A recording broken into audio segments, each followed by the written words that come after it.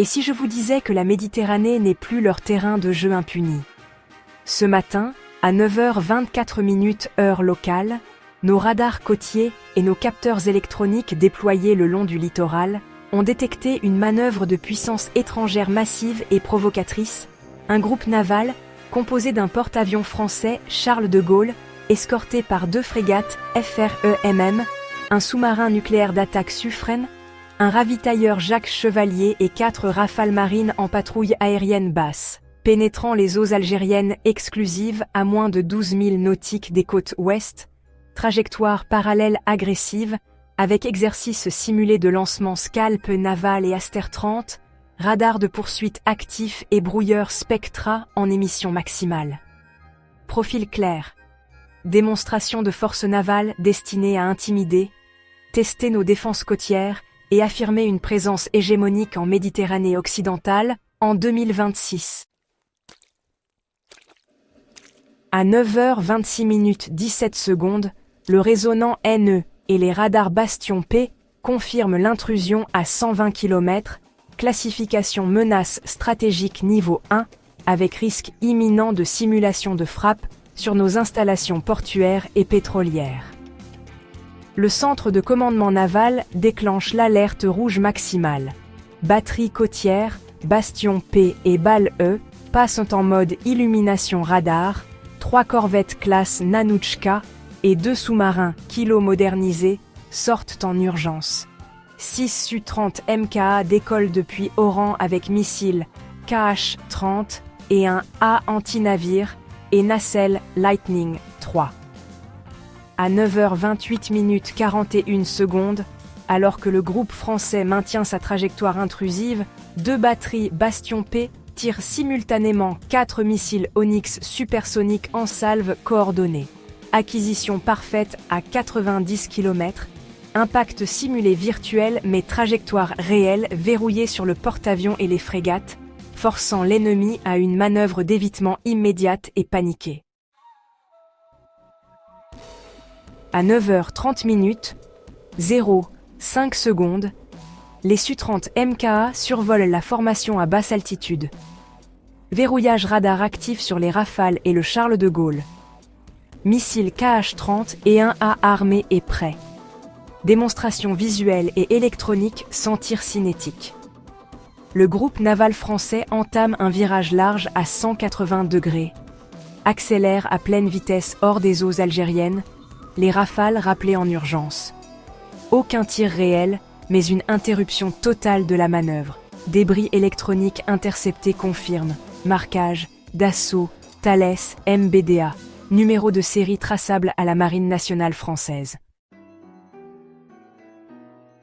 La détection se produit à 9h24 06 heure d'Alger.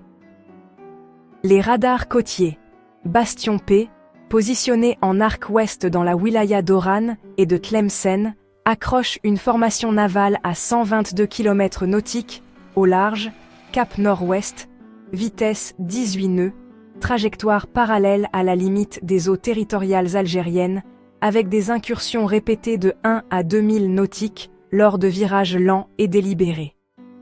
La signature radar principale révèle le porte-avions Charles de Gaulle avec son pont d'envol actif, 2 frégates FREMM en escorte rapprochée, un sous-marin nucléaire Suffren, détecté par sonar passif et bouées acoustiques, un ravitailleur Jacques Chevalier en position arrière, et 4 rafales marines en patrouille basse à moins de 300 mètres d'altitude.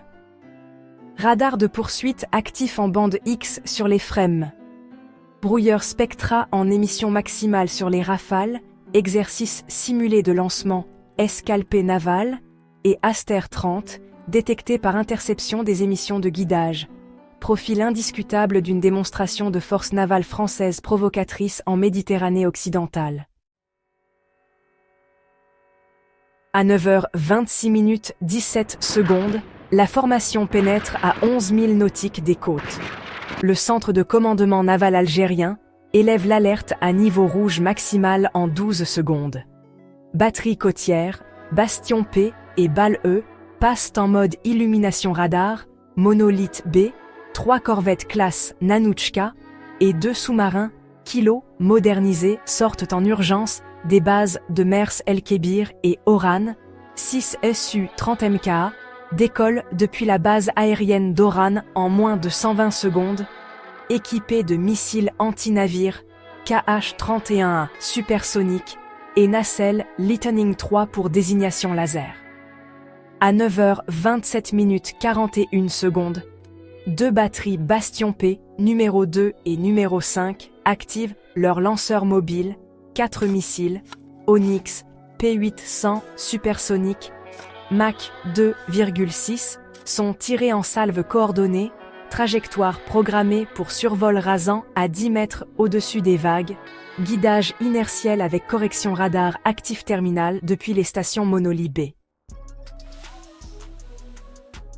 À 9h28 09 secondes, les Onyx atteignent 90 km verrouillage parfait sur le Charles de Gaulle, cible prioritaire et les 2 FRIMM.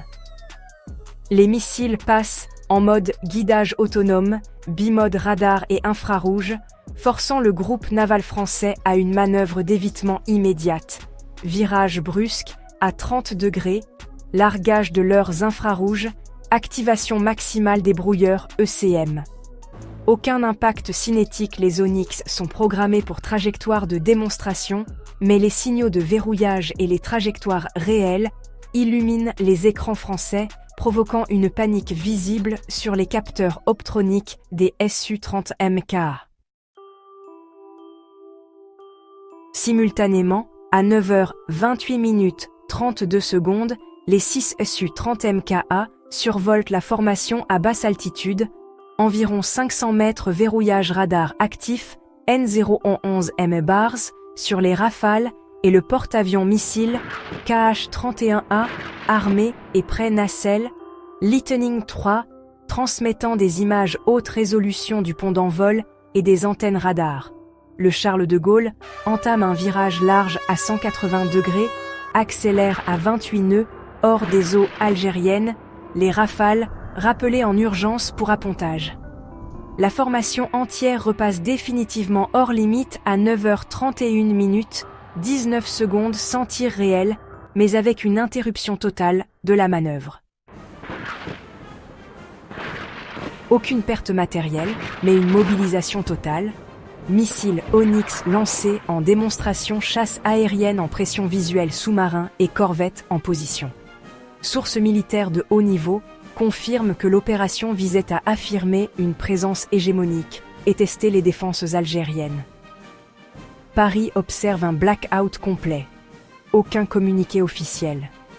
Cette interruption brutale d'une manœuvre navale française en Méditerranée occidentale illustre la maîtrise tactique et la dissuasion active des forces algériennes en 2026.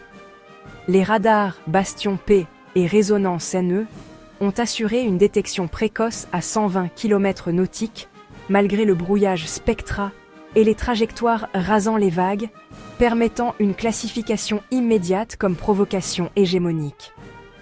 Les batteries côtières, Bastion P, ont exécuté une salve de 4 missiles Onyx supersoniques, avec une précision chirurgicale, trajectoire rasante programmée, guidage bimode radar et infrarouge terminal, verrouillage prioritaire sur le Charles de Gaulle et les FREMM, forçant l'ennemi à larguer des leurs et à virer brutalement sans oser poursuivre. Les 6 Su-30 MKA ont scellé la démonstration de supériorité. Survol basse, altitude verrouillage radar, actif, N011 M-Bars et infrarouge Lightning III sur les Rafales marines et le pont d'envol missile KH-31A, armés prêts à tirer pression visuelle et électronique qui a provoqué le rappel immédiat des appareils et l'accélération du groupe naval hors des eaux algériennes. Corvettes Nanouchka et sous-marins Kilo en position ont ajouté une menace sous-marine et anti-surface redondante, rendant toute escalade suicidaire pour Paris. La réponse graduée, illumination, tir de démonstration, pression aérienne sans cinétique, a transformé une intimidation coloniale en retraite humiliante en moins de 7 minutes. Géopolitiquement, Cet épisode expose les limites de la projection de puissance française en Méditerranée. Paris, qui voulait affirmer sa domination et tester les défenses algériennes, probablement en coordination tacite avec Rabat et Tel Aviv, voit son porte-avions phare forcé à fuir, ses Rafales rappelées en urgence, son prestige naval régional ridiculisé. Le blackout médiatique total du ministère des Armées trahit une gêne profonde. Reconnaître qu'un groupe aéronaval de classe mondiale a été contraint de reculer face à des systèmes russes exportés saperait la crédibilité française en Afrique et au Maghreb. L'Algérie a envoyé un message stratégique limpide. Notre Méditerranée n'est plus un lac colonial, elle est une zone souveraine défendue par le feu et la détermination.